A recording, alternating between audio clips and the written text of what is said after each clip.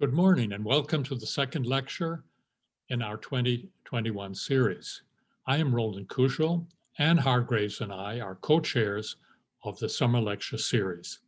We owe thanks to the Autor volunteers and staff who have been working for months to make this series possible, and to Dartmouth's conference and events team who have guided us through the technology.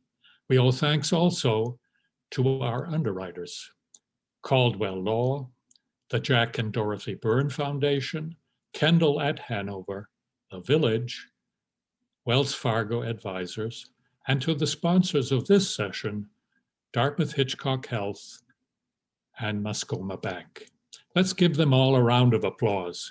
Be sure to thank them if you run into them around town. And now some housekeeping details. We ask that you direct your questions to us through the Q&A button at the bottom of your screen. We will accept questions during the speaker's presentation and during the break. Closed captioning is available. If you would like to turn it on, just click the CC button at the bottom of your screen. If you encounter technical difficulties, please email osher@dartmouth.edu or call 603-646-0154. Again, those contacts are osher@dartmouth.edu and 603-646-0154. Our speaker this morning is David Otter, one of the most influential labor economists of his generation. He is the co-director of the IT task force on the work of the future and the National Bureau of Economic Research's Labor Studies program. He is the Ford Professor and Associate Head of MIT's Department of Economics. Please welcome David Otter. Thank you very much, Roland. It's a delight to be here.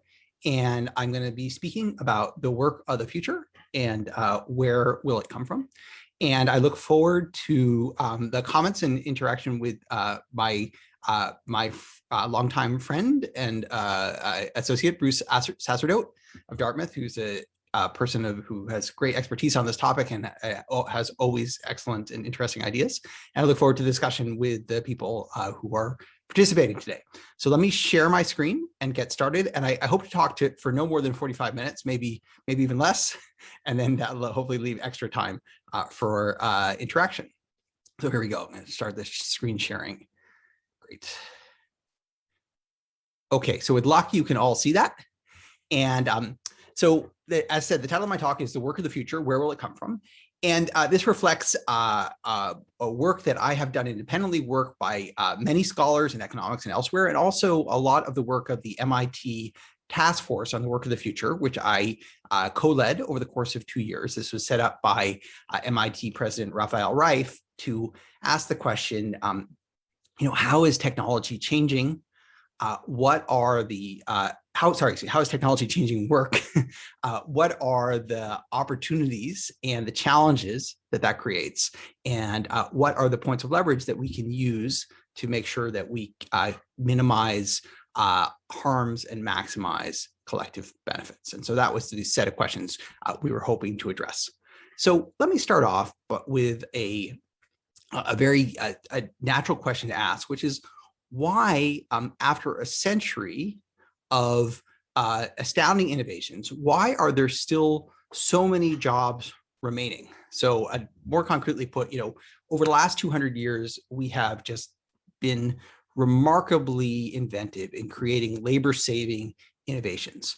We invented, the internal combustion engine to reduce the backbreaking labor in farms and replace it with tractors and other machines. We invented the assembly line to reduce slow, inaccurate artisanal labor and replace it with highly productive, highly consistent assembly line labor. Or we invented computers to remove cumbersome, error-prone human calculation, replace it with digital precision. And these inventions have worked We no longer, dig ditches by hand. We don't pound tools out of wrought iron. We don't do bookkeeping with actual books. And yet the share of the workforce in the US, or share of adults, in the US and most advanced economies that are participating in the paid labor force has risen over the course of a century. A lot of that reflecting the movement of women out of unpaid, highly constrictive domestic labor into the paid labor market, where they have many more opportunities to, pursue interests and use their skills and leadership capabilities. So why hasn't all this automation made our labor redundant and our skills irrelevant? So let me first start by giving you a kind of a four-part answer to that question. So the first part of that answer is what I'm just going to call insatiability. The idea that as we get more affluent, our desires for consumption tend to rise at 1.1, about just as fast, maybe a little bit faster. And so we don't run out of things to want. So here's a famous photograph by Peter Menzel. This is the Caven family of American Canyon, California, and all of their material possessions. This photograph was taken in 1985. And you can see they're a typical middle class family of that time. And you look at the things they possess, from bookshelves full of books to multiple appliances, bicycles, toys, etc. And I'm sure if we were to take this photograph now, 35 years later, we would find many, many more belongings. And you can see that very few of those things that you're looking at would you call necessities, right? They all reflect the product of centuries of productivity growth that have made people so much wealthier that they can fill their houses with all kinds of luxuries. And what does this reflect? They're typical of Americans, or typical of middle class people throughout the world, in that as incomes and living standards have risen, consumption choices have risen directly alongside of them. So we tend to take our higher incomes as we become wealthier, and we don't use them as much for leisure as you might predict, but instead for additional consumption. And that, of course, creates work, right? We create work for one another by continually raising our desires as our material means increase. That's one component of the answer. The second is, when we think about automation, it's very natural to think about how machines replace us, how they do the work that we used to do, and therefore we don't have to do it anymore. But that certainly occurs. There's no question that we have automated ourselves out of a lot of work in agriculture, for example, or in manufacturing, or even now in information processing, where a lot of routine clerical tasks are done by machines. But in many ways, machines are not simply replacing us, but also making us more productive, making our own labor more valuable. So, for example, if you are a roofer, having a air-driven pneumatic nail gun allows you to, accomplish much more work in the course of a day. It's not making you redundant; it's just making you more productive. Or if you are a medical professional, having access to hundreds of sophisticated diagnostic tests doesn't make your work less relevant or necessary. It makes it more effective, more valuable, because presumably you're doing more of the right stuff.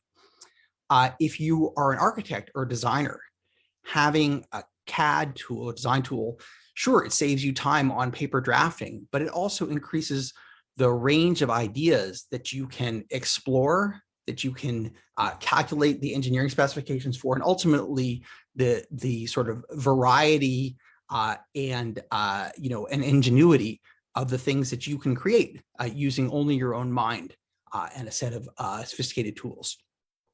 If you are an educator, hopefully our era of digital communications increases your reach, allows you to reach more people, as hopefully we are doing right here, than would ever be physically possible, and at lower cost, meaning more people can benefit from that work. Even if you are a trucker, a long haul trucker, having access to cloud-based routing tools means that you can drive without ever having an empty load, that you always know where the next pickup is, and there's no reason to be hauling around a truck that doesn't have deliverables inside of it. So in all these ways, all these technologies don't simply make our work unnecessary. In many, many cases, they just make our work more effective and ultimately more valuable. So that's a second reason why we have not automated ourselves into irrelevance. A third reason, and I think this is the least talked about, is that when we advance our technology, we don't just do more of the same things with greater efficiency. We do some of that. We also create new forms of services, of goods, of experiences that create new demands for human expertise that make us, in some sense, necessary or valuable in our new set of activities. So, for example, this shows you in 1940, the US labor force was approximately 45 to 50 million workers. In 2018, if you were to look at the number of people doing the jobs that existed in 1940, you would say, oh, interesting. The number of workers has risen from 40 million, let's say, to 50 million. That's only a 20% increase. But we know that the size of the labor force has tripled in that time. So what's everybody else doing? Well, it turns out that about 2/3 of all the work at present is in new job titles, new narrow tasks, or new specialized tasks that didn't exist 80 years ago. Most of what we do today is new relative to what was being done in 1940. Now, of course, you're saying, what do you mean by that? So let me give you some concrete examples. The US Census Bureau actually, not by intention, keeps a catalog of all the new things people do. The reason this is the case is that this should not say 1920, it should say 1940. When you fill out your census form, they ask you what is your industry and what is your occupation. If you recall, there's no checkbox there where you check off an industry or occupation. You just write down, you describe what you do. You could say, I'm an automatic welding machine operator. So the Census Bureau has to code those responses and classify them to a consistent set of occupations. And so they kind of have a catalog of things that people write in, and then they match those things to the categories that they're familiar with. And as people write in new things that they haven't seen before, they check with their supervisor, they say, is this new? What is this? And then they add this to the catalog. And so by comparing these successive catalogs across decades, you can actually see what's being added over time. So for example, in 1940, enough people said that they were, or in the 1940 census, enough people said that they were automatic welding machine operators. They hadn't seen that before in 1930, that this got added to the catalog. Or in 1950, airplane designers. Or in 1980, controllers of remotely piloted vehicles. In 2000, artificial intelligence specialists, which actually seems like they were they were right on time with that one. Or in 2018, pediatric vascular surgeons. So looking at this list, you might think, oh, I see. So all this new work has to do with people who, invent new technology, use new technology, install and integrate new technology, service new technology, sell new technology. And that's part of it. But on the other side of this list are examples that are actually would be just as prevalent in these data. And these are new services that were effectively occupations involved new services. So acrobatic dancers, pageant directors, hypnotherapists, amusement park workers, sommeliers, drama therapists. These were all things that people started writing in various decades that the Census Bureau hadn't seen enough of before to create its own separate category. And many of these things you can see really don't have an obvious technological component. They reflect changes in tastes, changes in demographics that create new demands for services for children, for people who are older, or just new luxuries. But all of them, the reason they're new work is they require some specialization, some form of expertise that wasn't previously available. So for example, if you look at the number of the number of medical titles over time, right? It's proliferated from the dozens to the hundreds. And that's not because what medical doctors are doing is getting narrower and narrower, and so they just get more specialized. It's also the depth of expertise is growing. And so it's not possible for one person to be at the frontier of all these activities. They have to specialize. So as we create these new types of work, we create new demands for human creativity, for human ingenuity, and for human specialization. And eventually many of these things themselves become automated or go out of fashion. But when they are new, they require the kind of adaptability, flexibility, dexterity, on the spot problem solving that people are extremely good at supplying. Okay, so just to kind of give you a little, make this a little more concrete, this just shows you the distribution of employment in 1940 across 12 exhaustive, mutually exclusive categories, ranked from roughly lowest paying to highest paying. So you can see, for example, that in 1940, the two biggest categories of employment were farming and mining one, and production work on the other. And then in the green bars, I show you employment in 2018 in those same categories in bodies, number of people. And you can see that these two, farming and mining and production, actually contracted in absolute terms. There are fewer people working in agriculture, fewer people working in production work in 2018 than there were in 1940, even though the labor force is 3 times as large. So where did everybody go? Well, many of them are now in professional and managerial jobs and clerical and administrative jobs and in personal services. And most of the work that they're doing is work that had not been invented, that didn't have one of those corresponding titles 80 years ago. So you can see that a lot of the growth of the work we do today reflects things that in some sense were not present 80 years ago. Okay, so that kind of, I hope, gives you a sense of why we have not run out of work so far. Why we have not automated ourselves into irrelevance. So if you accept that premise that, okay, the problem doesn't appear to be that we're running out of work, that's not the issue that we're facing. Will the work of the future take care of itself? Does that mean, hey, I can stop, if I was ever worried about this problem, Otter has just told me I don't need to worry about it anymore. Thanks very much. Go and have a cup of coffee. Have a nice weekend. So no, that's not what I'm attempting to imply. There are challenges, but they don't primarily have to do with the quantity of jobs. So this figure shows you as a well-known figure of the trajectory of productivity and compensation, I'll define terms in a second, over the last roughly 70 years, from 1948, the end of the Second War, a few years after the end of the Second World War, to 2018.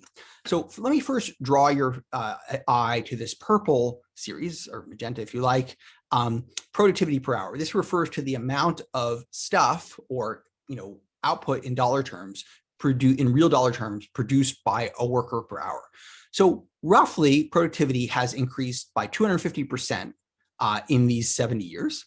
And a lot of that growth has happened in approximately the last 40, not all of it, less than, but a substantial amount of it. So we've gotten a lot wealthier in the last 40 years. So anyone who tells you that things have not improved at all in the last 40 years, on average, that's not at all true. Many, many things have changed many things that we've gotten much more effective. Now you can look at average compensation. This is how much workers are paid, the average worker is paid. And you can see from kind of 1948 to 1978, these two things, productivity and average compensation, move in lockstep. And then after that time, they diverge somewhat, meaning that average compensation of workers is growing less rapidly than productivity per hour. What that gap means is that more of the income in the economy is being paid to capital, owners of capital, and less to workers in the form of wages. But now here's the real shocker. If you look at the median compensation, meaning the level that half of people make above and half of people make below. So this is not taking an average of anything. We just rank people by their earnings and we say this is the person at the 50th percentile. 50% of people earn more than this person, 50% earn less. You can see that median compensation has increased almost not at all since 1980. So we've had lots of growth in productivity, and that has raised the average, but it hasn't benefited the typical worker nearly as much. And you say, well, how is that possible? How can the average be rising so much and the median's barely moving? Well, the answer is inequality, right? The distribution of incomes has become so skewed that the average is rising because people above the median are making so much more, but the median isn't changing because all that that rising productivity is accruing to people to people above the typical individual, right? So most of the money is trickling up, so to speak. Now you can look at this figure and you can say, oh, this is crazy. It can't be the case that the median hasn't risen. It must have grown a lot. You're just understating the real levels. And there's some value to that argument, right? It's really hard to know for sure compare the quality of living or the standard of living or income over time because things are so incommensurate, right? We have better technologies right now, but look, we have more crowded streets. We have better healthcare, but education is so much more expensive. So how do you sort of make those things commensurate? And it's true. So we could be wrong about this median compensation. However, if we were wrong about median compensation, we would be about equally wrong about productivity per hour. So if this should be higher, this should be higher too. And so the gap between those two is very likely to be accurate, to be meaningful of a rising gap between effectively the average and the median, or between productivity and the median, even if the levels of those should both be higher in some terms. So it's important to offer that caveat and the defense against that caveat. So to continue, so why did this happen? Why was it the case? Actually, go back a slide. Why was it the case that in the first 3 post-war decades, roughly, kind of all these things rose together, and over the last 4 decades, even as productivity has grown, not as rapidly, but has grown, we've seen such a different set of outcomes for the typical worker? Well, I think there's 3 parts to this answer. So the first one has to do with sorry, I apologize. I just did not say that. Let me just say, why did things work so well in the first 3 decades? So I would say, so between 1948, if we think of this as a tale of 2 eras, right? This first era from 1948 to 78, and the next one in the subsequent 40 years, what went right in the first 3 that didn't go right in the next 3? So the first force was rapid productivity growth. So as you saw in the post-war era, there was just a remarkable flood of innovations and spread of prosperity. And so that helped a lot. That created a tailwind that tended to raise incomes. However, that's not enough. In fact, we've had relatively rapid productivity growth by historical standards, even over the last 4 decades. The second thing is the type of work that was being created. We had growing employment in middle skill, non-college jobs, office work, production work, managerial work. Much of this work took people who didn't have extremely high levels of education, just moderate, reasonable, good levels of education, and made them highly productive. Production work is a great example. People, the factory system or mass production is just an incredible invention for taking people without high levels of formal training and high levels of formal education, allowing them to do highly, highly productive work using, kind of carefully trained repetitive activities. And so production work was sort of an engine for creating relatively well-paid middle-class jobs. The third thing that we had, and it's easy to overlook the importance of this, is we had strong egalitarian institutions. We had effective labor unions, meaningful minimum wage laws that really did push up the bottom. We had an expansion of civil rights in voting, in the workplace and elsewhere, and growing job standards, safety standards, and social safety net, all of which supported this process of rising productivity, growing relatively good jobs, and then a set of institutions around the edges that affected the distribution, that tried to ensure that no one who was working did too badly, that the forces of equality were advancing, although very far behind where they could be. And in some sense, also came at a cost, in that there was a very high rate of taxation on very high earners, and there was a fair amount of post-market redistribution.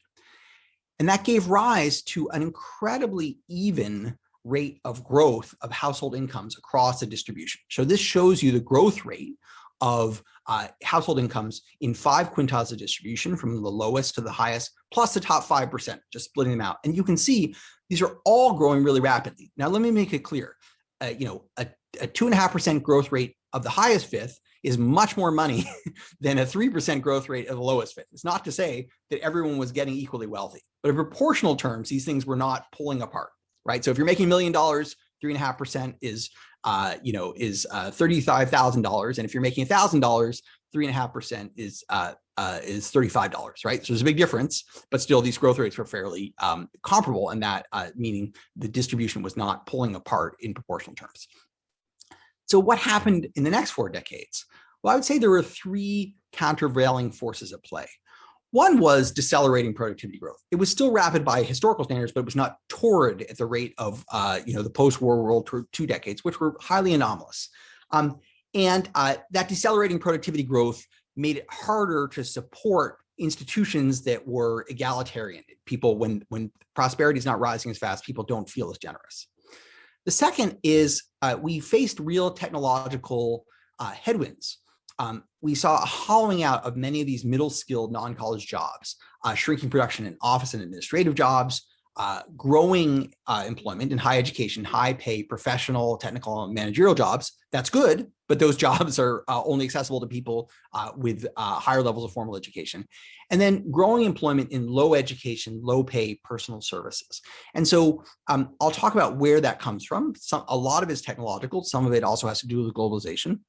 But the net effect is, as I'll show you briefly in a moment, the kind of distribution of the type of jobs available polarized. And then finally, we saw the weakening of labor market institutions, the rapid contraction of private sector labor unions, not in the public, the erosion to near irrelevance of the federal US minimum wage, the near stasis of civil rights legislation after 1964, and also a complete plateauing of job standards and the social safety net. It's not that all these things reverted or receded, some of them did. But even those that, but even in the best case, most of those merely went into stasis. They stopped advancing. If you compare the growth of household incomes in these two periods, right, you can see that they're qualitatively different, and the growth of household incomes was highly skewed in the second period.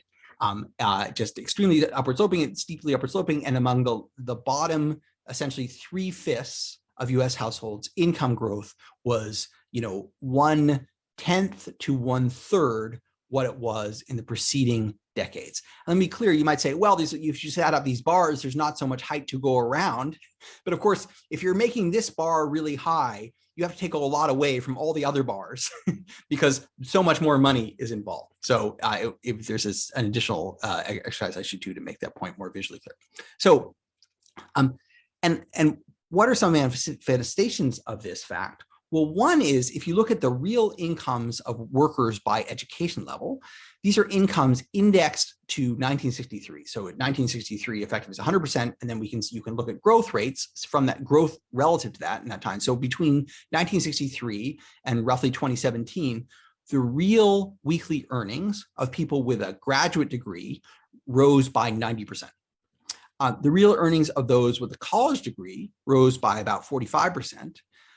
The real earnings of those with who are high school dropouts, high school grads, or some college rose very little. And if you compare them to 1980, they actually fell in real terms. So there was a substantial drop in earnings of men without high levels of formal education. And most of the earnings gains eventually went to people with post-college educations. If you look at that figure for women, you see something similar. It's more encouraging in that everybody seems to do better in net. But of course, this fanning out of our earnings by education means that the vast majority of income gains went to the subset of people without high levels of formal education. You might say, well, what fraction is that people? Well, at present, about 35% of US workers have a 4-year college degree. And then among those who have a 4-year college degree, about a third have a graduate degree, right? So we're talking about 15% of the workforce that are in these green categories. Alongside of that, and related to this, is the change in the structure of work. So I previously lined up these occupations from lowest paid to highest paid, and so here I'm doing that again. So in the bottom left side of this figure, you have a lot of these in-person personal service occupations, food service, cleaning, protective service, entertainment, recreation. And laborers. Moving from there, you have a lot of the kind of middle paid jobs, production workers, administrative support and office workers, sometimes sales people. And then in the third section of the graph, you have technical, professional, and managerial workers. And you can see there's this distinct barbell shape to this figure with a lot of poundage on either end of the bar and not so much in the middle.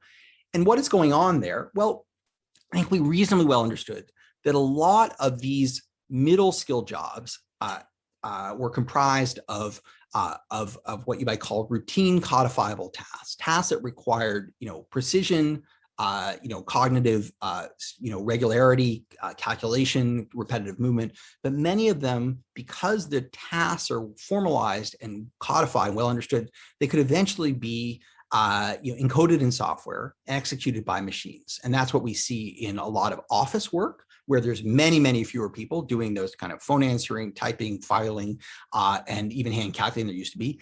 And in production work, where on factory floors, there's much, much more automation and machine monitoring. If you look in auto factories at this point, there are more robots and robot-like machines than there are auto workers. So a lot of that is hollowed out. As that's occurred, more people have moved into the top doing this, kind of high-level analytical and interpersonal work, which is terrific.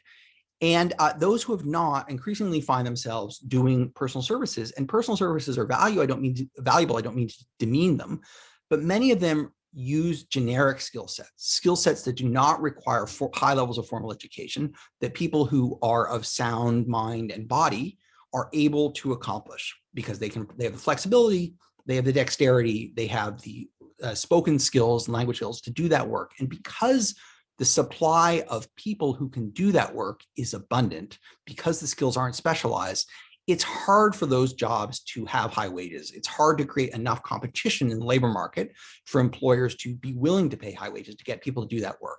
The main thing that causes wages to rise in that work is not really scarcity of skills, but scarcity of people. When the labor market is really tight, we see earnings tend to rise in this type of work and not otherwise. Whereas if you have a rise in demand for, let's say medical doctors or lawyers, you can't just get people off the street to do that work. They have to be highly educated and highly trained and specialized. And so when demand rises, their pay tends to rise rather than just the quantity of people doing the work. So what has gone wrong? Why have the last 4 decades looked so different? I think I've hinted at that. Let me just spend a little more time on that. One is, as I said, this shifting, maybe I haven't said this. One is the kind of shifting locus of the type of technology we're producing. So maybe let me, rather than summarize this figure in detail, which is probably too much information, let me just say, we have moved from an era of innovation in making things to innovation in making ideas. Moved into an era where most of the new technologies that are coming online have to do with instruments and information, electronics and computing. And that has had implications for what type of work are increasingly valuable. Because if we're creating new work, a lot of the creation new work is related to where innovation is occurring. And as innovation has moved into these knowledge intensive and increasingly abstract realms of activity, that has placed a premium on people who do abstract skills. And so when in the era from 1930 to 1980, when most of the innovation was occurring in manufacturing, a lot of the work was creating new types of production jobs, new specialized work in factory floors, often not requiring a college degree.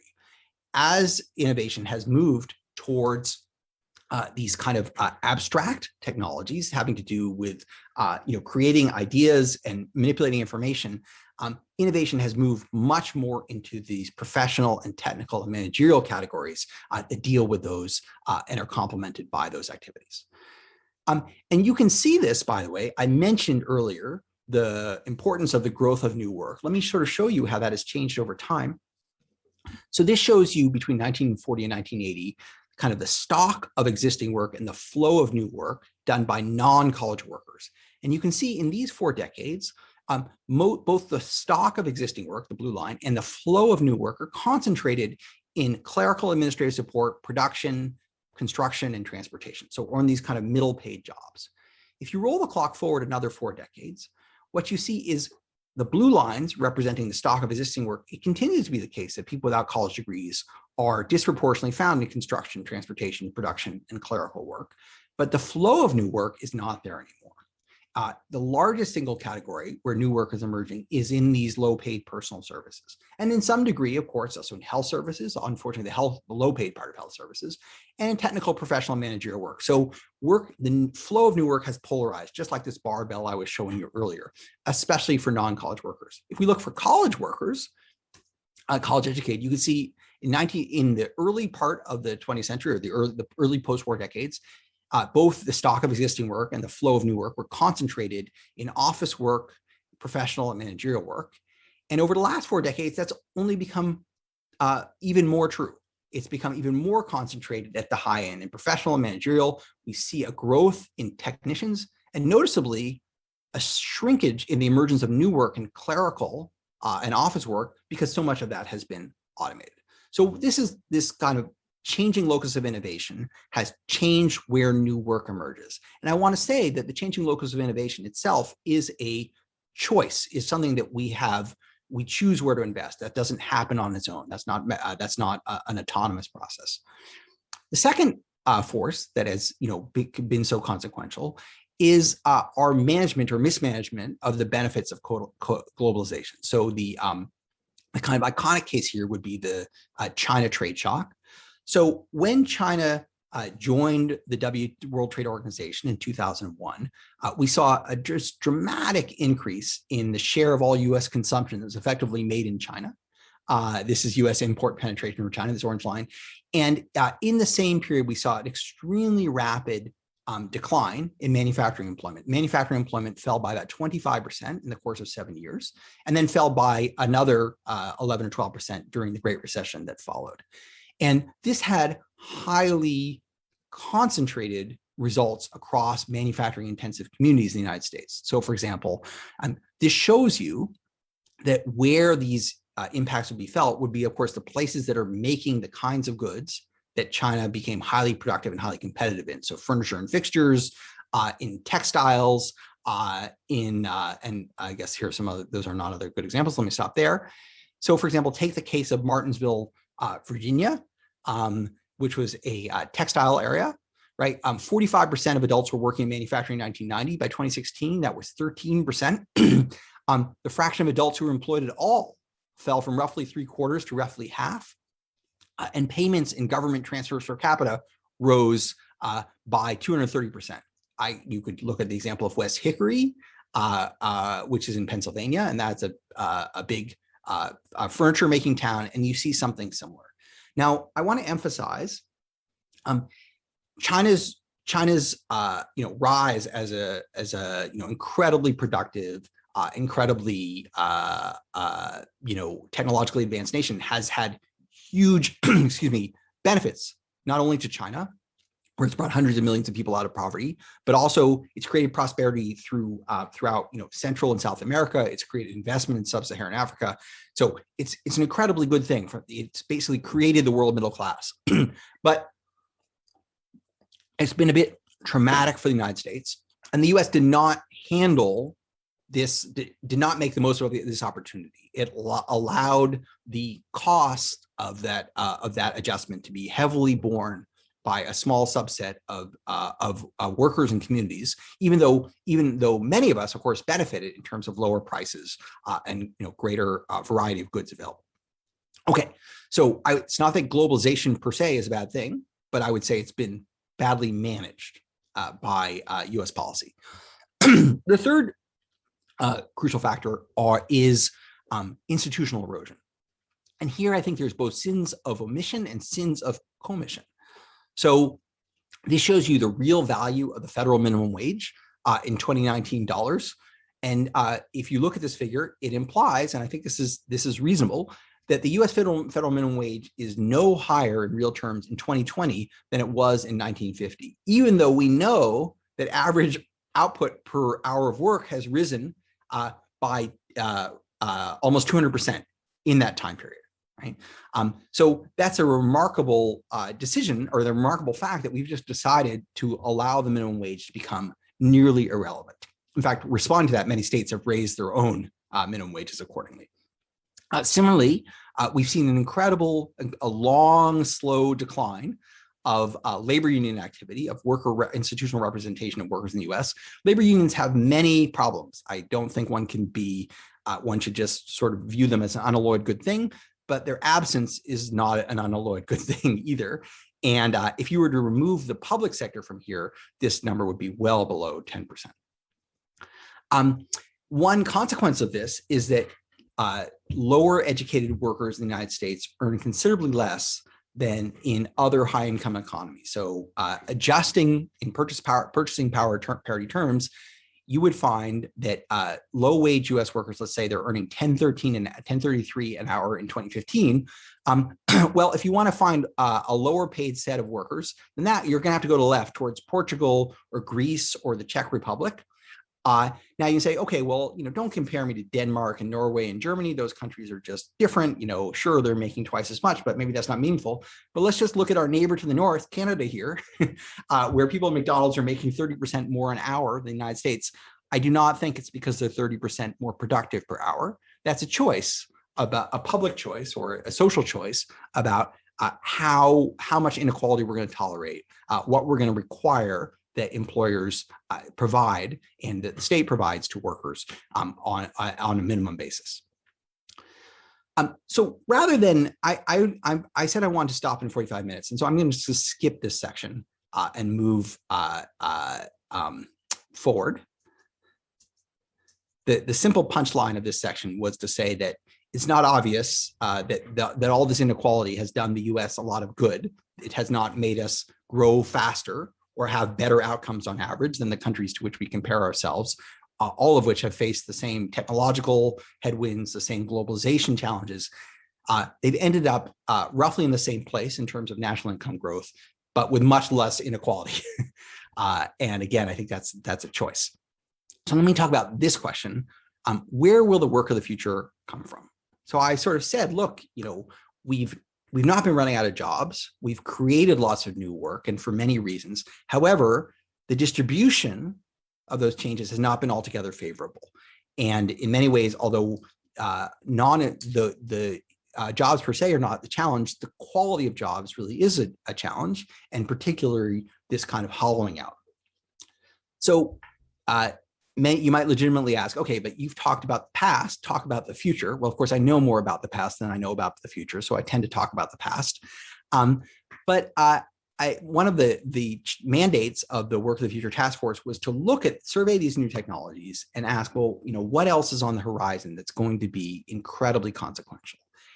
And I think you can summarize our conclusions with a single sentence, which is that these momentous changes that we're looking at, the momentous technological changes, are unfolding gradually, meaning they are, so I want to emphasize two words there, momentous. That I don't want to suggest that they are not incredibly important. They are. But the other word is gradually. They are happening in calendar time, not overnight. So, we looked at examples including autonomous vehicles, industrial robotics, intelligent supply chains, additive manufacturing, and artificial intelligence. And all of these technologies are going to be highly consequential, and some of them already are. Autonomous vehicles have, as everyone is aware, were overhyped. They did not meet their promise. If you believe what was said 5 years ago, none of us would be driving a car anymore. We would all have, computerized chauffeurs. That has not come to pass, but it will.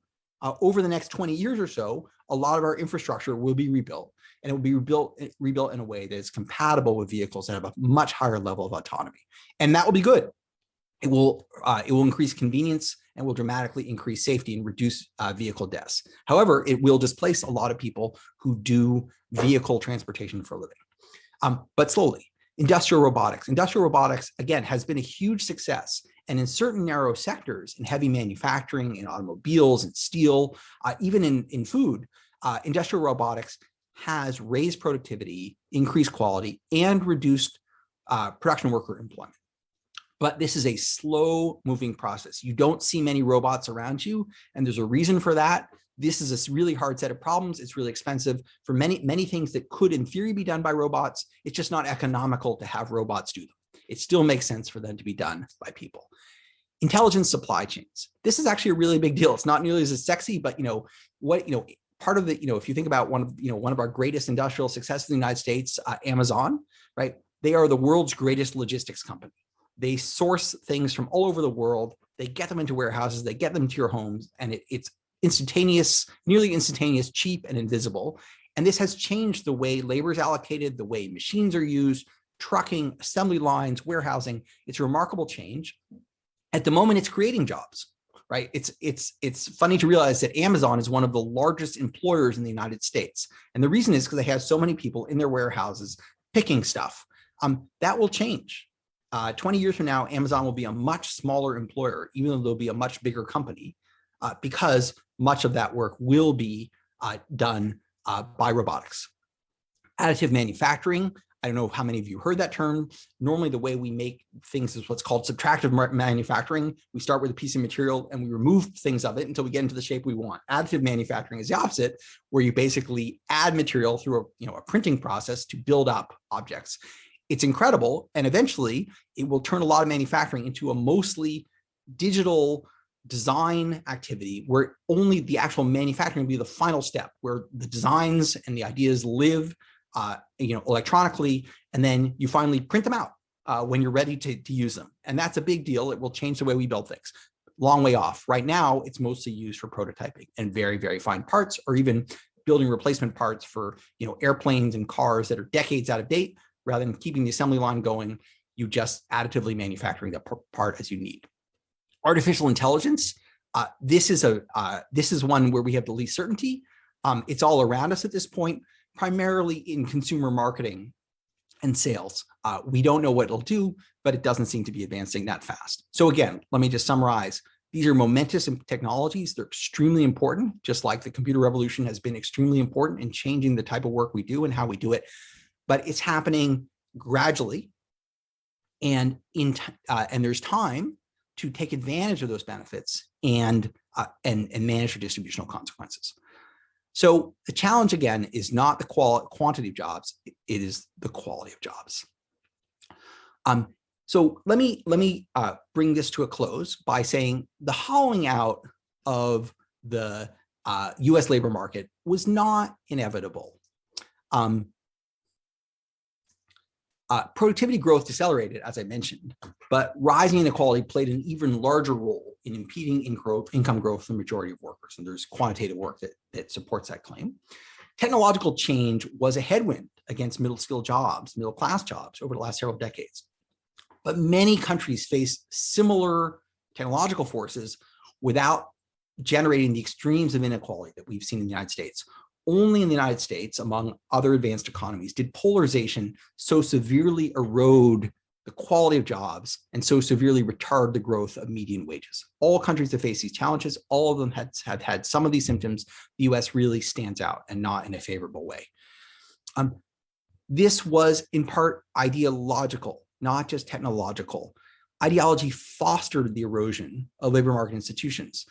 There was a mantra that started 4 decades ago that government is not the solution to the problem, it is the problem. And the view that the more the government got out of the way, the better the private sector would do in addressing all these issues. And you certainly can have too much government. You can certainly have too much regulation. You can certainly have overtaxation and inefficient bureaucracy. You can also have too little. And particularly too little in places where it matters. The federal minimum wage fell to near irrelevance. I would say that has been a negative.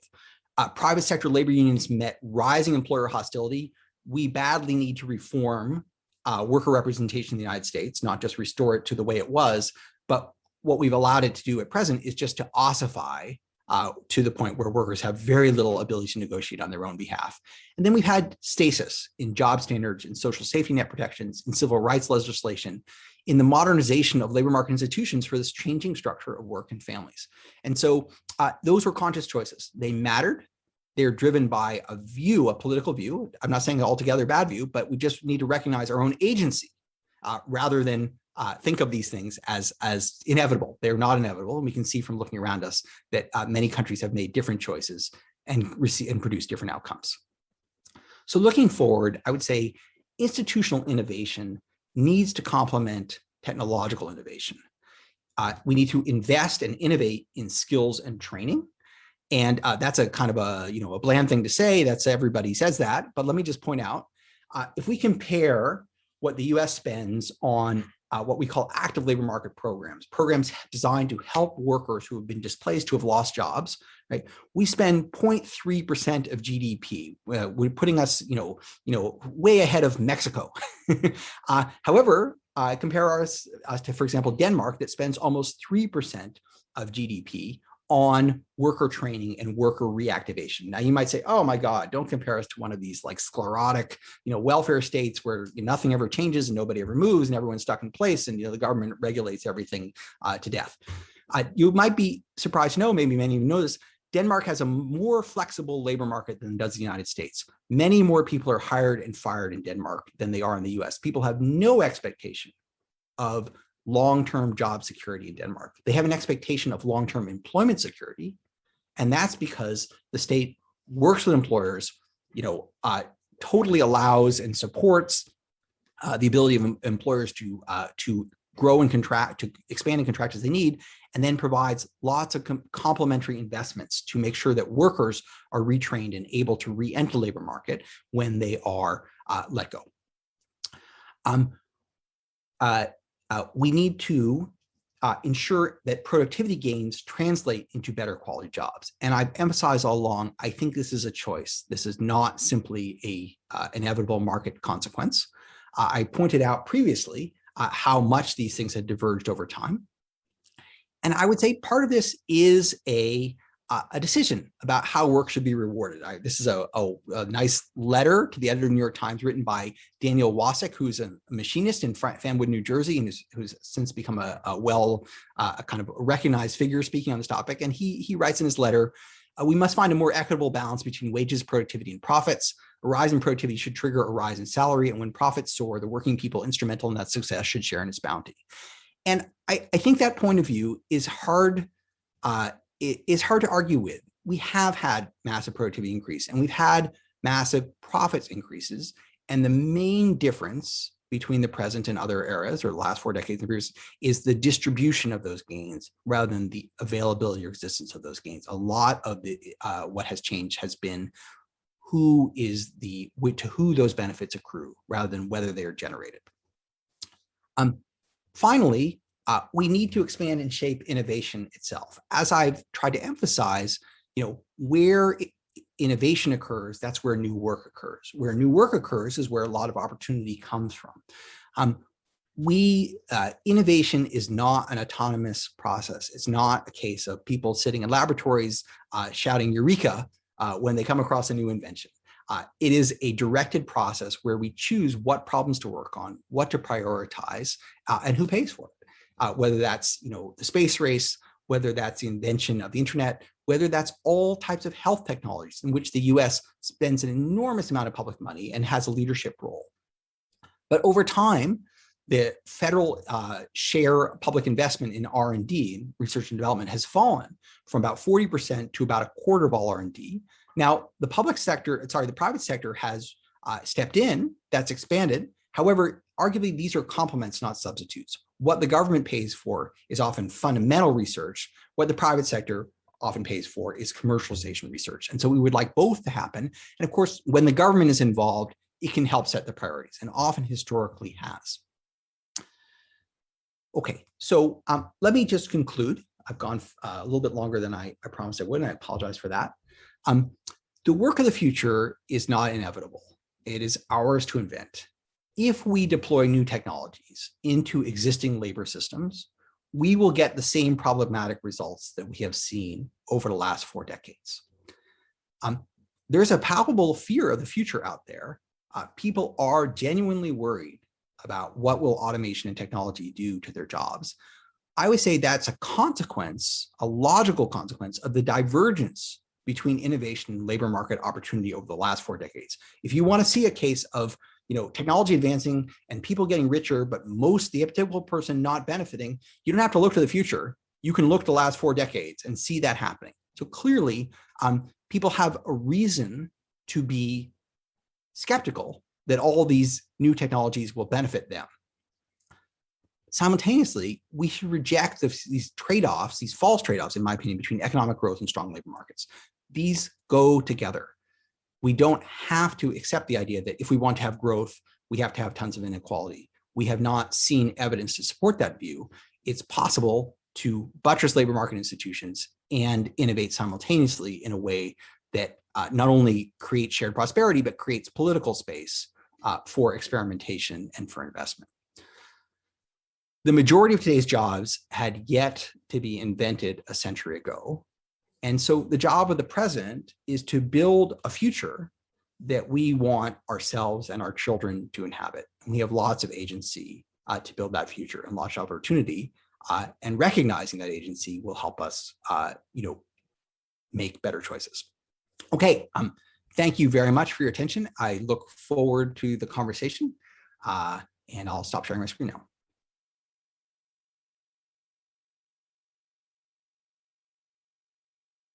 Welcome back to the Summer Lecture Series 2021.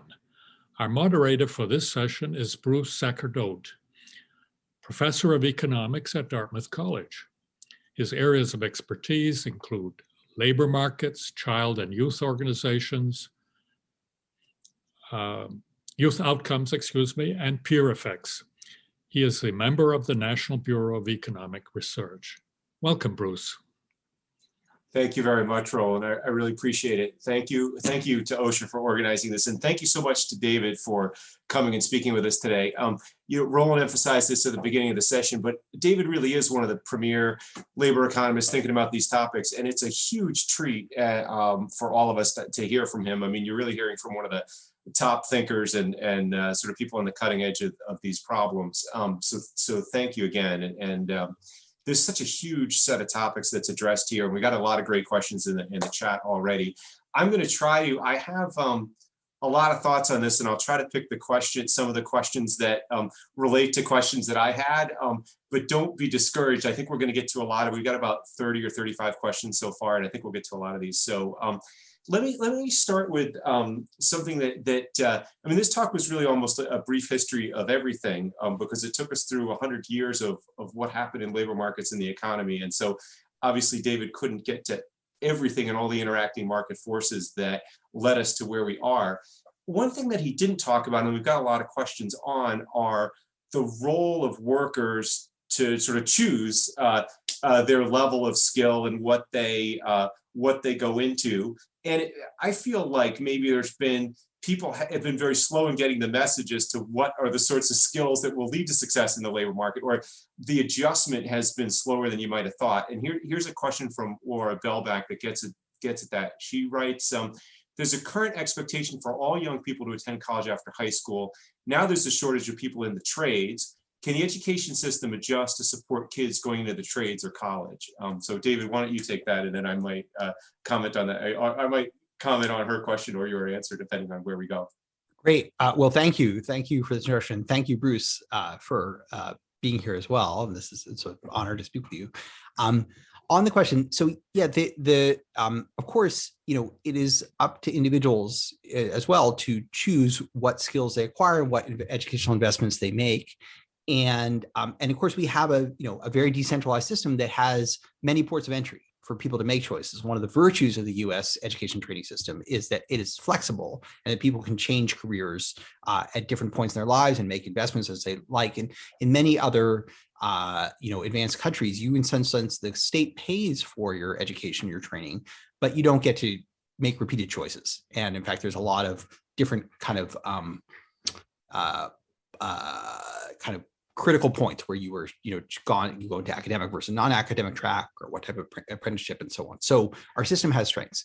I don't think that there's been for a long time a kind of a college for all mantra in the US that everybody, and we have done a lot to get more people into colleges, although we're not very good at getting people to graduate college. But it's not clear that that's really the only place we should be investing. In fact, I think it's clear that's not the only place we should be investing. And the challenge in the US is if your goal is to go from high school to a four-year college and enter one of the professions, you have a very straight and narrow path. It's really well understood, and there's a million different services from in your high school and beyond telling you exactly how you proceed, follow that path. If you want to enter the trades, if you want to enter the medical paraprofessions, if you want to be, work in skilled repair and technician, many of these there are good skilled jobs there. They don't necessarily run through a college degree, and it's much, much less clear how you go about pursuing them. We don't have the kind of, guiding superstructure around vocational education in the United States that we do around professional education. And so in most other advanced economies, this is much more systematic, right? It isn't, there's not the same kind of wild west of, well, should I go to a for-profit or a non-profit? Should I go to my community college? Should I try to get training through an apprenticeship with my labor union and so on? So we underinvest in vocational work, and as a result, I think people feel like have to go to college to find their way into some systematic form of opportunity. If we did the vocational training more effectively, fewer people would need to go to college, and we would fill those needs, as you're talking about. There are opportunities and will be opportunities in the trades, in construction, in plumbing, in electrical. There will be tons of work in healthcare, some of it highly skilled that doesn't necessarily require a college degree.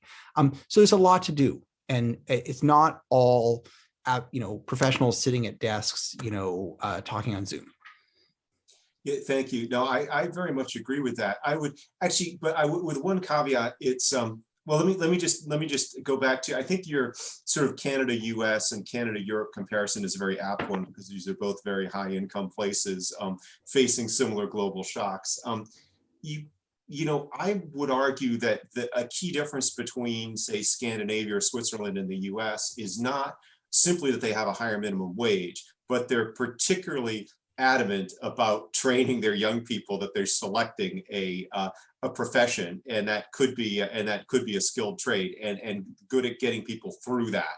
And so that gets to the point about there being guided pathways. That's actually the name of a lot of programs in the US in community colleges. Pathways is the way that we're trying to get young people to, so they have a more illuminated path. I also feel like we've been unsuccessful. It's not that those paths don't exist. We've been less successful in getting young people to listen to it, or less insistent that people find a path or get on a path. So let me go to a different question, from a related question from Terrence Darcy, and I don't know if you have something additional to add to this, David, to what you already just said. What changes would you make to the US education system to make for a more productive, equal, and happy society? Cost emphasis in STEM, analytic language arts, or ongoing continuing education beyond K-12 and college? So I guess let me summarize that. Would you emphasize STEM more? Would you emphasize trades more? What would you change? What would you change in K-12 in particular? Yeah, super important question. So I would say, by the way, that the vast inequalities, the greatest inequalities in the U.S. education system, I think, are in higher education, not in K through 12. And it's not that K through 12 has deteriorated in any sense over time, but the demands being made on it are increasing, both from the diversity and needs of students and also from the expectations of the labor market. I think it's and of course, education is highly decentralized in the United States, so it's very difficult to sort of move things with federal policy. The most important innovations we've seen in K through 12 education in the US and elsewhere in the last decades, one is, of course, the creation of pre-K and universal kindergartens and so on. And those have been shown to have really long-term benefits. And for a long time, this was kind of an article of faith without a lot of evidence. But recent evidence from my colleague Parag Pathak and Christopher Walters, an economist at UC Berkeley, really shows that these early interventions in K through 12 affect people's lifelong earnings, and not just through kind of measurable IQ-based skills, but through social skills, through what we call soft skills. So that's one area where we can invest, is by providing high quality education earlier. So it's not about longer or more intensive, that's about starting sooner. A second is improving the quality of some schools. And what has been one thing that has been really effective for urban schools is the charter school movement and the kind of no excuses schools, which have introduced high expectations, a lot of competition, and a lot of focus on improving outcomes for kids who are starting, in many ways behind. And this has been an important innovation. So I'm a supporter of not all charter schools are good. In fact, many of them are quite poor, but then again, the poor ones tend to fail, which is good. That's what we want them to do. So these have been important innovations. Beyond that, I would like to see more people moving into kind of STEM fields earlier. It's not that I think that STEM is, everyone should be in STEM. I do not think that. But there are a sizable number of people who go into STEM fields without having to go to four-year college degrees if they're doing computer support, security, or networks, or repair, or anything like that. So, the IBM P-Tech programs have been a model of starting people in high school in these technical fields, often going 1 or 2 years beyond that, and then moving directly into a career. So I think that's a good idea. And then the other thing that I think is so consequential is creating pathways from high schools into non-college careers. I really feel like the orientation of most high schools is, okay, you went into college, but you succeeded. Oh, you didn't go to college? Okay, well, oh well, too bad that one didn't work out. See you. And that is that's where we could do a great deal better. I don't know if that answers the question, but that's my first stab at it. Yeah, no, that's extremely helpful. And let me just add 2 things to that. One is that one thing I want to add, and one thing where I would disagree. The thing I would add is that none of what David is suggesting sort of goes against market forces. It's not like we're saying, oh, the market doesn't want people to have, a STEM education, but we're going to force it on them. It's more that I feel that somehow, people make these choices when they're 12 and 18. And, in some cases they're making choices that'll affect their entire working lives, and maybe they're not, making fully informed choices, and we want to help further steer people in a direction that's going to be productive and helpful for them, or at least provide them with a lot of information, a lot of opportunity to try to help them. It's not that we're sort of trying to stem market forces. It's that I can't necessarily live with the consequences of unfettered market forces without people having sort of more information and making longer term decisions. The place where I would disagree is when you said it's not that K through 12 has deteriorated. In some places it has, or at least it had. And I think that if you look at, I think one of the potential forces of deterioration is that, over the last 40 years, when women entered all kinds of professional careers, this reduced the number of highly skilled, highly educated folks to work in the K through 12 system. And so that while I don't think it's at all true that where I live in Hanover, New Hampshire, there's been a deterioration of the K through 12 education. I think there's the potential that that's happened in some other school districts, and some large school districts. And so I think it's something that we have worried a lot about, and I think we'll continue to worry about, preventing or improving the quality of K through 12 education. I think that charter schools are a great potential way to do that. Let's jump to a different question here. This is an interesting question from Paul Efkind, or maybe I'm half blind. It might be Etkind. So Paul asks, will small and medium-sized businesses have equal access to the software and hardware that will drive mechanization of medium-skill tasks? And if not, what does that mean for the competitiveness of small businesses? Yeah, that's a super important question. This is actually this is a really important issue that a lot of the kind of leading business technologies of the present seem to require huge amounts of data and often a lot of capital. And so it is the case that there has been a kind of a fanning out of the kind of technological gap between the largest and most productive firms and others. And this is true in the US, it's true in Europe. And we don't fully understand this, but yeah, the implication seems to be that larger firms, more sophisticated firms, are gaining market share in many sectors. They command a larger share of all sales, not necessarily of all employment, because they're often not very employee heavy anymore. And this has, in some ways, some consumer benefits, right? It create, when the most productive firms are, kind of leading the charge, that means all of us have, more convenience or lower prices and so on. But it also creates issues for competition policy. And certainly this is something the Biden administration is extremely attuned to, to the dismay of a lot of the tech sector in particular. And yeah, it's a concern. And the US in many ways is kind of fallen short in competition policy. We pay higher prices for airfares, for mobile telephony, for internet at home. We face less competition in these sectors than other wealthy countries, and I think we pay for it. So there are a lot of the federal government has often played a role in technology extension programs in agriculture and manufacturing, trying to help, smaller farms, smaller businesses to adopt leading technologies. And this has, historically been extreme. The U.S. agricultural extension schools actually has, had an amazing historical track record of success of bringing high-tech farming to smaller farms. This is again something the Biden administration is trying to revive in manufacturing. It's hard to do, and it is the case when you talk about things, for example, like robotics. Robotics are not friendly to small firms. Robots that can be incredibly productive, they're expensive to buy, but they're even much more expensive to program and integrate. And you often have to redesign your assembly line around. It's not a matter of you fire a worker, you hire a robot. It's that you change the way you do things, and then you need to make a large run of that product for that to pay off. If you're making short custom runs for lots of customers, in general, robotics is not going to be cost effective because the fixed costs of installing and of integrating are too high. That will change over time, right? So, for example, cloud-based software allows small companies to access, all of the computing resources and data storage resources that only used to be available to large companies.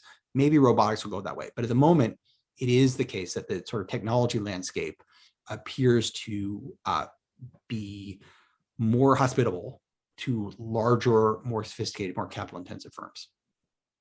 Yeah, I would agree with that. I mean, I think that one of the most interesting changes in the investing world and in the real world is just this sort of, it's a bit extreme to call it a winner-take-all market, but just the globalization of markets, whether it's entertainment or whether it's goods or delivery of goods, is just leading itself, even like ride sharing, it's leading itself to these larger and larger firms. And that's in part driving the wealth of the 1%, because the folks who have the winning firm in that market just reap tremendous benefits. Let me just, and I'm going to change tax. I just want to add a reminder to all this, because David and I have both been talking about different government policies to moderate competitive problems and to moderate issues in the labor market and to moderate inequality in wages. That don't forget where David started with all this, which is that there's been tremendous income growth in this country, and it's tremendous change has accompanied tremendous productivity growth, which is accompanied,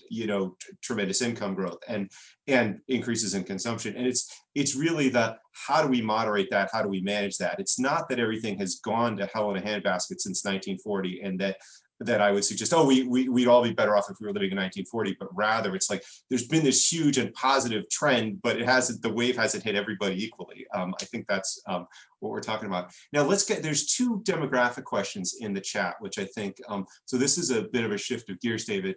From Alan Schnurr, did women entering the workforce with many to service jobs from the 70s result in reduced wages when increasing the labor force, say doubling it, have a downward effect on wages? And then conversely, with higher earning women marrying higher earning men, would this double high and low household incomes and increase inequality just through a sort of a combination effect? So would you have expected, with this huge increase in the labor force, would you have expected that to put a lot of downward pressure on wages? That's our first question. People have looked at this, and I think the answer is not really, because when, in some sense, when women enter the labor force, that means that actually many more people are employed in domestic jobs, right? That a lot of things just get marketized. It's not that these other household activities are, it's not that they then just displace labor, right? Some of the actual work still gets done. Just some of it goes, you pay for childcare. Yeah, you pay for housekeeping. You pay, you buy new clothes instead of, sewing them at home. So I don't think that women entering labor force has had a downward effect. And in many ways, women entering labor force has been, one of the salvations of our economy, in that it's provided a huge supply of skills, and women are now considerably more educated than men. And this is true in all over the world. Women are much more likely to complete higher education. They do better through high school. That was always true. Now that what has changed is they also go on to higher education and attain more. And they have, fill the professional ranks much more rapidly than men in law, in medicine, not as much in science and engineering, and that's a loss. So and this is so no, this is, you know, it's hard for me to see a, well, I guess I could find some downsides, but by and large, this has been a very good thing. In terms of us, you know, what you said about higher education men marrying higher earning men, I mean, there's a lot of assortative mating. The biggest difference actually is the rate of marriage itself, that high educated individuals tend to get married and stay married and raise kids in a, you know, this traditional family, traditional unitary, you know, two adult family. And that has huge advantages for their kids. It's, you know, the stability, the presence of two adults, and the financial security, you know, is obviously fertile soil for raising kids who can, you know, focus on learning and develop skills. In the for many women without college education, you know, something more than approximately 40% of all U.S. children are born out of wedlock. Most of those children will be born into households where there will not, you know, even if there's marriage, it will tend to be unstable. And so there's a huge family disadvantage gap in the US, much more than other places. There are many places where the institution of marriage is passé. That's fine. You know, laws don't even expect people to be married. You're partners, and that's a legal arrangement and so on. There's a real difference in the US. When people are not married, it doesn't just generally mean it's nominal. It's real in that the stability of those households, the likelihood of two adults, the same adults being present, in fact, having the same overlapping set of kids, is relatively low. And that's a real difference. And I think that's an enormous disadvantage for the structure for kids who are not from middle-class incomes, who are not from college parent families. And I don't think this has to do with women entering the labor force. It has to do with a lot of important societal changes. But I think it is problematic for child rearing. Yeah, I think, and as I say, this talk is a brief history of everything, and that is a really important fact in the U.S. that has enormous implications for kids' outcomes, and that we haven't touched on yet. So I think that's absolutely right. And you know, just a corollary to what David was saying is that rich people and high education people tend to make choices and investments that reinforce their success and that reinforce their kids' success, and it further contributes to the inequality. Not that we should beat back that success, but that is inequality does tend to feed on itself. There's another demographic question here. How important are age demographics? This is from Terrence Darcy. How important are age demographics for the future of work? The age pyramid is narrowing and perhaps flipping as people live longer. Yeah, so there are two consequences of that. I mean, there are many, but two really important ones. One, of course, it changes the dependency ratio, meaning the number of adults who are, you know, retired relative to the number of adults who are of prime working years, or working force years, which typically we think of as 18 to 64. And so that creates real pressures on taxation, and you're asking each individual worker to care for a larger number of people who are not currently working if you have a kind of a pay-go system like we have with Social Security. So that's one challenge that creates. And the other, of course, is it also makes the labor, it creates a scarcity of young workers. And the scarcity of young workers is not an altogether bad thing, because that actually tends to put upward pressure on wages and make it more possible for people to, make a decent living, even in jobs where, even in many of these service jobs. So for example, right now, we're seeing many jobs in restaurants and hotels and sales, clamoring for workers, and, they're bitching and complaining about this, but they're also paying higher wages. And that's a good thing because wages are very low in those activities. Partly automation responds to this as well. The countries that have the highest robot density, meaning robots per 1,000 workers, are some of the oldest countries in the world. Countries that have the oldest age structure, including Japan, Korea, and Italy, and even China, which is aging very rapidly because of they really accelerated the process through the one-child policy, and now they have very large cohorts relative to young people, and in fact, the population is either static or contracting, and they also have very high robot density. So I do think there are many good things, right, about population not growing so rapidly. But the transition period between rapid growth and slowdown is actually quite challenging. And if you want to see that up and close, you can look at Italy or you can look at Japan. In Japan, they have entire villages that have mostly populated at this point by a few people and dolls. They actually do this thing where they they populate villages with anime or not anime, but anyway, as populations contract. So it's an economic challenge, it's a social challenge. It has environmental benefits. It may, it leads us to a more sustainable future in some ways, but it creates specific pressure points that we are seeing already. David, let me go back to something you said in the middle of that answer, that there's this huge lack. I forgot now, I had it on the tip of my tongue, but let's call it 1 million fewer restaurant workers now than there were in 2019. And that's really putting lots of upward pressure on wages. Talk a little bit about A, why you think that is, but B, is this a even more powerful force, an even more powerful way to get wages up in those occupations than, say, a minimum wage or some other form of government regulation? Yeah, so everybody, myself, among them, is really surprised by the tight labor market that we're experiencing right now. Meaning tight labor market, meaning a lot of jobs seeking workers rather than workers seeking jobs. I think many of us anticipated that coming out of the COVID pandemic, there would be fewer restaurants, there would be hotels would be in trouble and so on, and so that there would be sort of depressed labor demand. But what's happening instead is those sectors are smaller, but the workforce of them is smaller still. And we don't know why, right? There are a number of possibilities. So one is, of course, people are nervous about, being physically in contact. So this is sort of an overhang of the disease threat. Another possibility is that, actually people saved an enormous amount of money during the pandemic because the government did so much transferring of income. Poverty fell and household savings increased by more than $1 trillion, which is just enormous. And so people are just not in that much of a hurry to go back to work. A third possibility is that people decided, hey, we were really not structuring our lives in a way that was making us happy. Maybe we need to downshift. Another possibility is part of it is that, part of this is the incentive effect of the pandemic unemployment insurance system that have made it easier for people to wait a while before they go back to work. And we're going to be learning. I think the evidence on that is quite mixed. I probably don't have share the opinion that it's had no effect. But we're going to learn more about that as these benefits are coming to a close and coming to a close early in these Republican led states.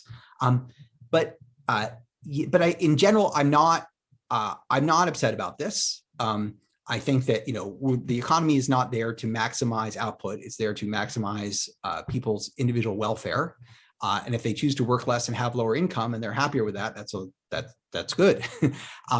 And yes, I think the reduction in labor supply creates the type of upward pressure on wages and benefits that we desperately need. And I don't think it's either or with the minimum wage, but if you ask me if I could enact a single policy that improved labor market conditions for lots of workers rapidly, I would say, tight labor markets. Let's have really, really low unemployment and lots of labor demand. That's hard to normally achieve. We actually saw that coming into the pandemic, that we were actually in that position. Most of us did not expect to be back there so soon. But I'm cautiously optimistic that moves us in a good direction in terms of restoring some worker leverage over, working conditions and wages and benefits. That doesn't mean I don't think this problem fully solves itself. I think there's more kind of labor standards that are needed about expectations of, consistent hours, of the benefits that, about paid vacation and family leave and medical leave.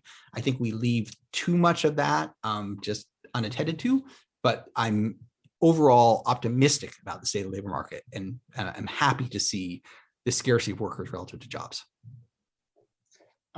Good. And so following up on this, Daly Walker asks, how should the current labor shortage influence immigration policy? Okay, so that's a super important question. I don't think it should influence immigration policy in the sense that I think immigration policy should be different, but I thought that before the current labor shortage. So, I think that the first, the terrible mistake the Trump administration made was to clamp down on the H-1B program and to make it harder for people to come here as students. And, one of the great, secrets of our success in the United States has been to attract the most motivated, the most capable, the most entrepreneurial people from all over the world, bring them into our university systems, let them loose on our entrepreneurial system, and have them produce some of the world's most successful companies. And you don't have to look very far to see how diverse the leadership is of a lot of the the most important, most innovative companies in the country and in the world. I mean, the U.S. actually still has the majority of the top 10 companies in the world. It's actually remarkable. So despite our many flaws, we remain highly innovative. So I think that's just incredibly, incredibly foolish. That we live in a world, this clamp down on highly skilled individuals. We live in a world in which, great talent is scarce, and talented people have their choice of countries. And in academia, where Bruce and I work, right, many of our colleagues are from overseas. More than half of my colleagues in MIT in economics, 4 of whom are Nobel laureates, right, were not born in the United States. And so that is just, we're just, cutting our own legs out from under them with that. On immigration of less educated workers, I think there's more room for debate. The evidence is surprisingly not supportive of the idea that low educated immigrants have had a large adverse effect on US workers. In many ways, they lower prices and they seem to complement the skills of others. But we have to have a rational policy. We can't have an immigration policy that's based on people get here illegally, and then after a while we sort of give them amnesty, and then we start again. You need to have a kind of combination of humane policies, a reasonable path to citizenship, and then some mechanism of choosing the quantities of people who are allowed to come in. So that's it's a moral issue, it's a political issue, and it's an economic issue, and it's foolish. I feel fully comfortable making bold statements about what we ought to do with high skill immigration. On low skill immigration, I feel like that is a much more of a public choice issue, where economic factors are important but should not be entirely determinative. Bruce, feel free to disagree with me. Yeah, no, I think that's great. I mean, that's a very nice summary. I wanted to emphasize for the audience, one of the things David said was, you pointed out, well, one of the secrets of our success is the immigration of high skilled people, and that we've got a huge fraction of the largest and most innovative companies. So this is not simply a talk saying that, well, everything's better in Europe. I mean, we have tremendous areas of success, right? We have the deepest capital markets. We have the most innovative venture capital system in the world. We have probably the highest home ownership rate and the highest levels of housing consumption as well, and housing quality, and the deepest mortgage markets, and by far the lowest cost of financing a home for those who make it up to the barrier of being able to buy a home. So we have lots of things going for us. Let me jump to a different. I've got a lot of questions on climate change, which shouldn't shock you, David, if you think about what's on people's minds these days. So from Bruce Menke, how significant will the shift be from fossil fuels to renewable energy sources with respect to the job market? Is it trivial, or is it going to be super important?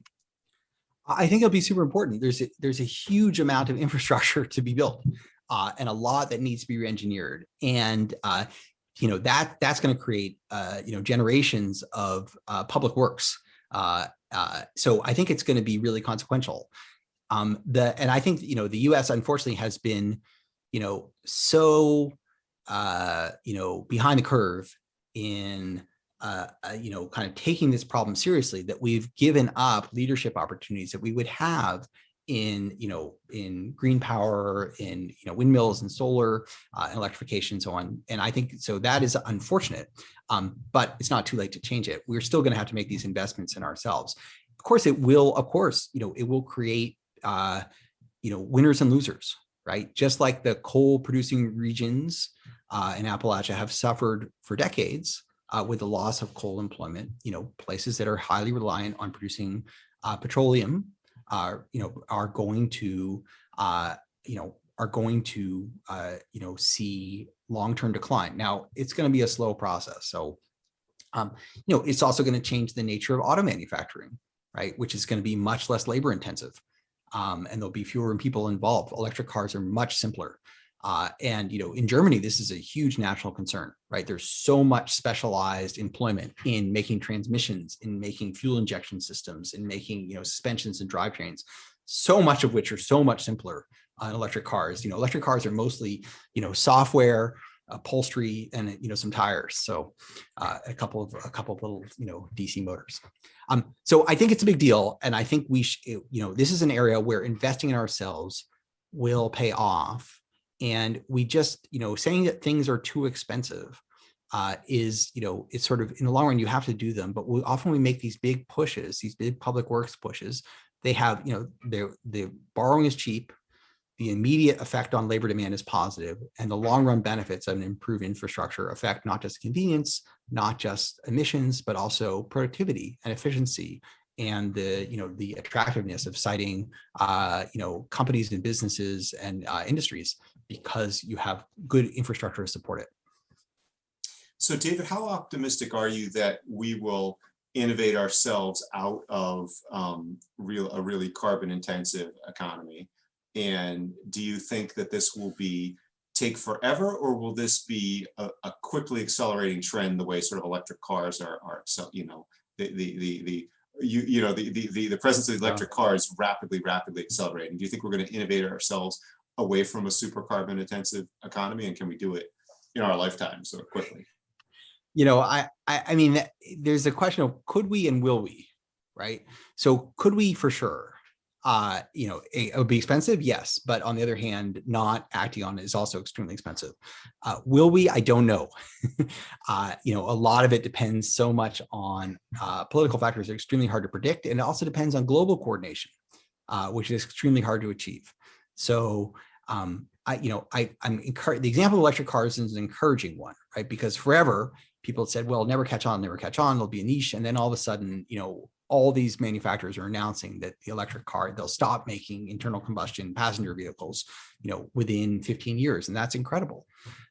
So I hope we reach a similar tipping point with these lower carbon technologies, but it's going to be very difficult to get there. You're not going to get there with airplanes anytime soon.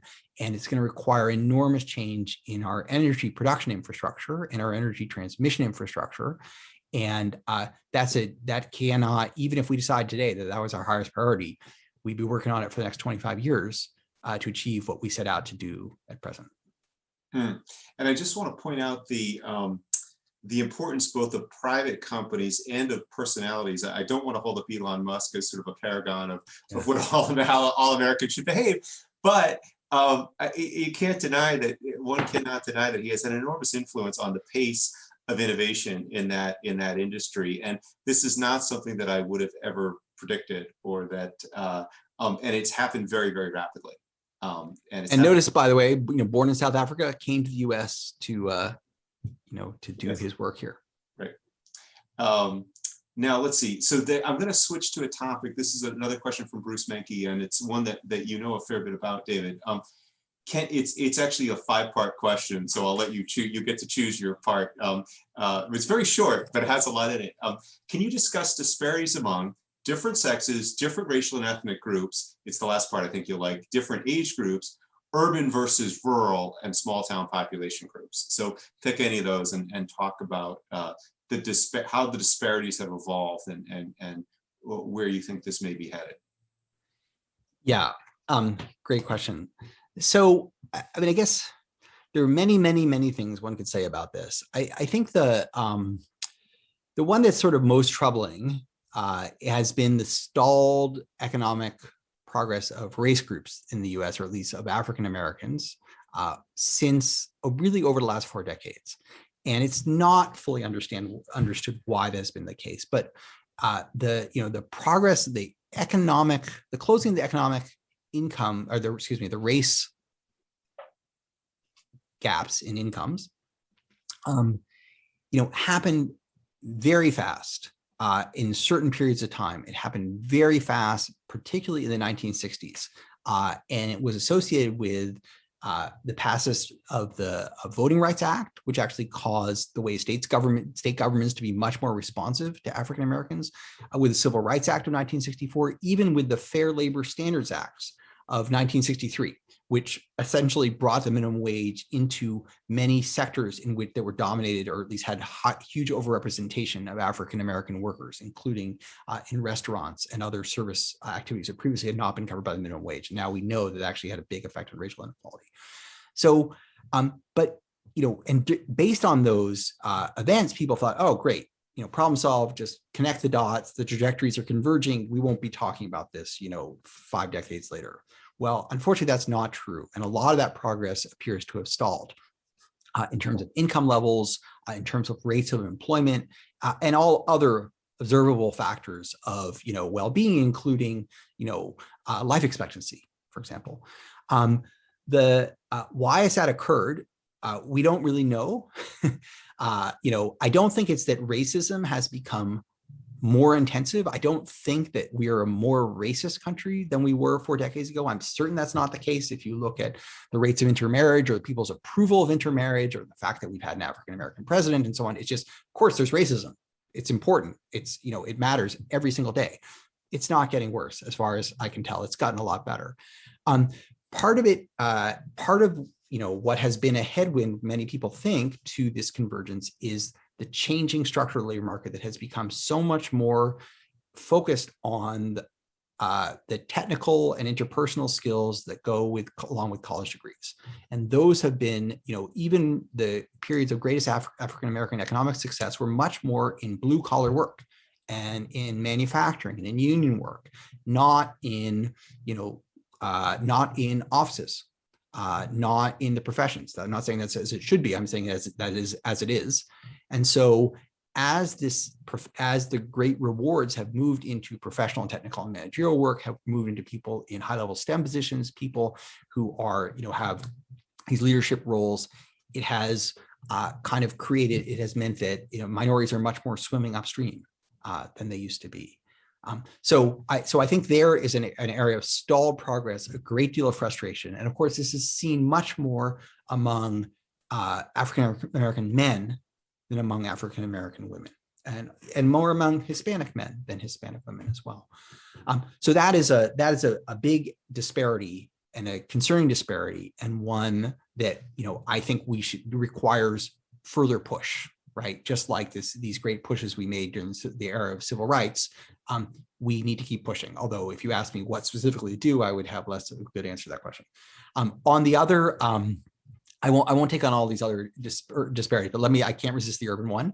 So, we have this image in our mind of, urban areas as these kind of escalators of opportunity, as you just, whoever you are, go to the big city and, just ride the wave upward.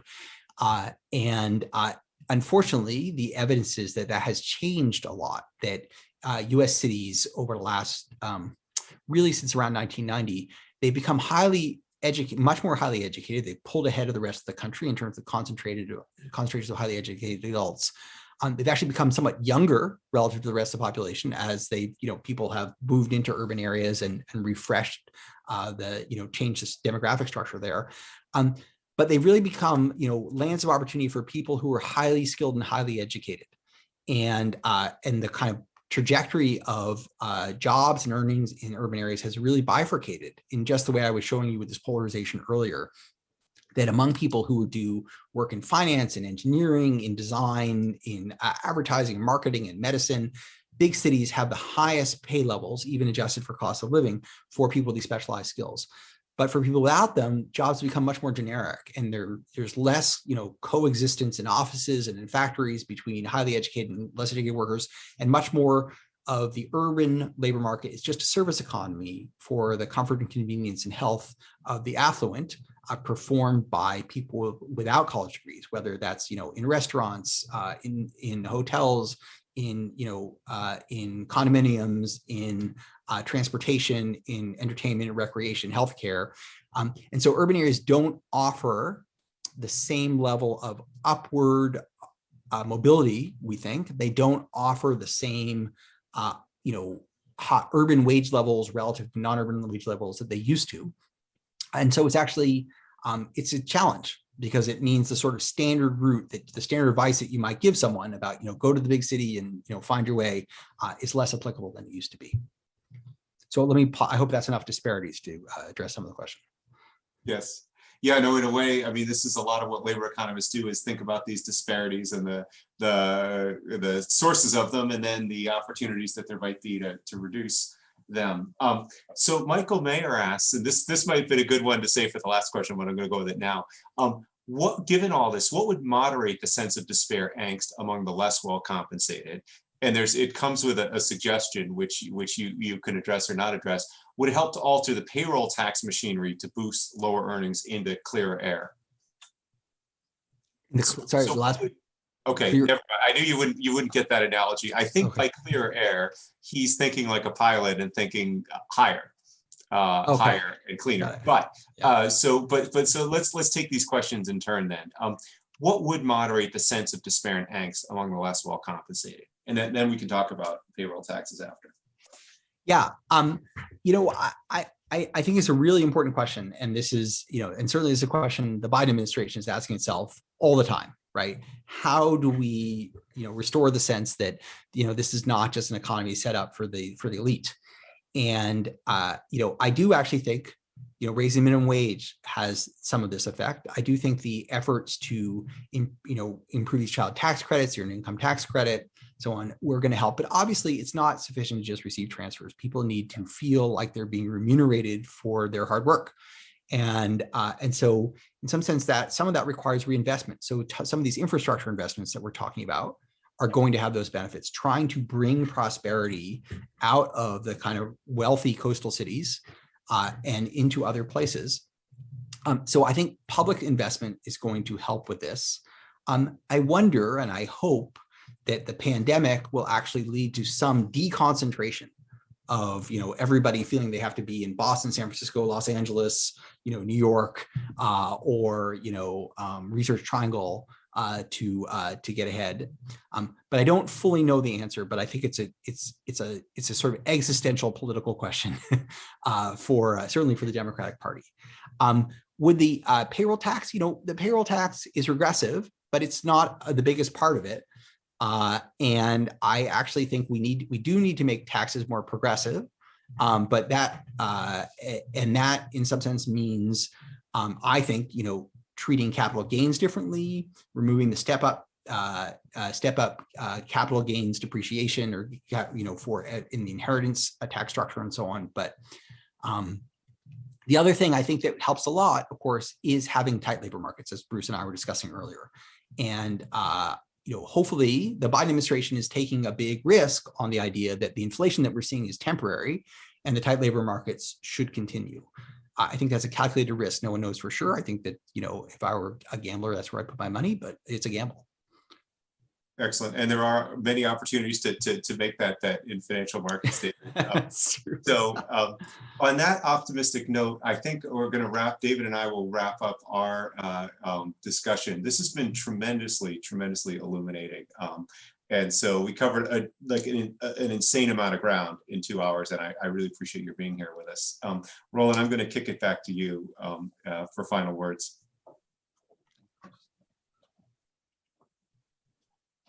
Thank you to our speaker, David Otter, and to our moderator, Bruce Zachardot. It's a shame that we didn't have even another hour to answer and listen to great questions that have come in, some 40 today. And we could certainly have gone on for another good hour to listen and learn. We hope you have enjoyed today's session.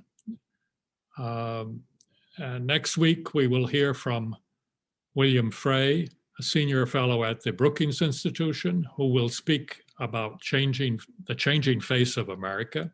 We hope to see you then.